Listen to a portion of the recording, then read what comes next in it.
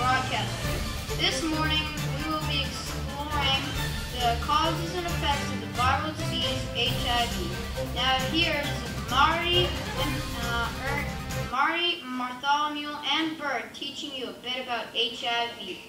Good morning, I'm Marty. And I'm Bartholomew. And I'm Bert.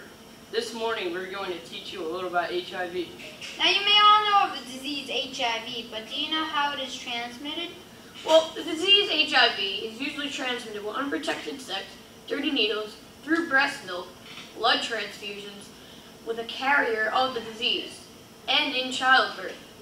But even though there are many ways to get this disease, not every person is in high risk of getting it. Mainly people who have unprotected sex, IV drug users, and babies are in a higher risk of getting the disease. Now, as you can see, HIV is a serious disease that many people can get. Even though so many people have the disease, surprisingly, there is no cure to it, but you can still try and avoid it.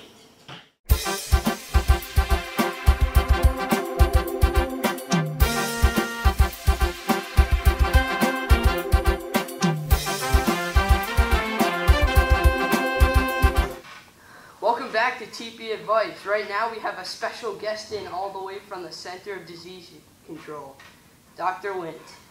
Thank you for having me on this show. So what are we going to talk about?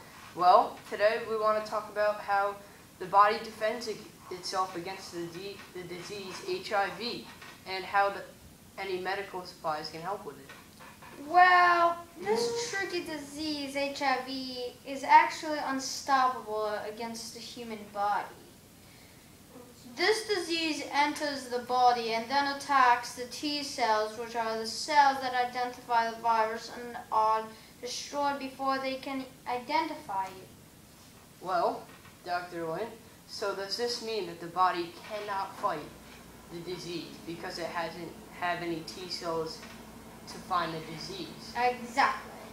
Well, then if your body can't fight the disease, can any medical procedures come in and help it?